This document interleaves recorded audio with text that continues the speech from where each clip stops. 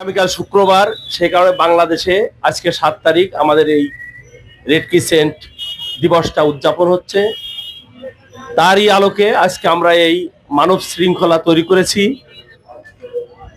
Red crescent unit একটা মানব সেবামূলক প্রতিষ্ঠান। এখানে মানবের কল্যাণ, জনগণের কল্যাণে এই প্রতিষ্ঠান যুব ইউনিট সবসময় কাজ করে। আমাদের মাগুরায়ও এই যুব ইউনিট এবং রেড ক্রিসেন্ট ইউনিট বিভিন্ন সামাজিক কার্যক্রম চলমান রাখছে।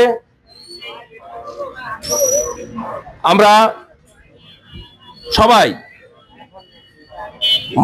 মানুষের জন্য এই বিষয়টাকে সামনে রেখে আমরা প্রত্যেকের বিপদে, প্রত্যেকের দুঃসময়ে, প্রত্যেকের সহযোগিতায় আমরা পাশে থাকব। আমাদের যে লক্ষ্য উদ্দেশ্য নিয়ে রেড ক্রিসেন্ট প্রতিষ্ঠা, সেখানে আমাদের মানব সেবার পাশাপাশি আমাদের আরো কিছু কার্যক্রম আছে, যেরকম রক্তদান কর্মসূচি।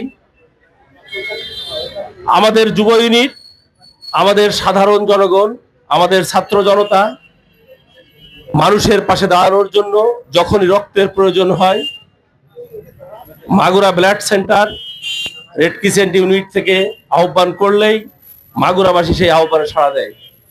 আমরা আশা করব যে আমরা পাশে থাকব, এই আশাবাদ ব্যক্ত করছি। ধন্যবাদ সবাইকে।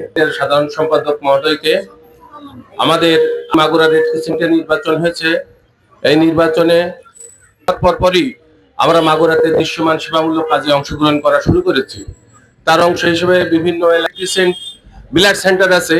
আমরা সেখানে খুব শীঘ্রই সেখানে রক্ত দান এবং রক্ত সঞ্চালনের ব্যবস্থা চালু করব।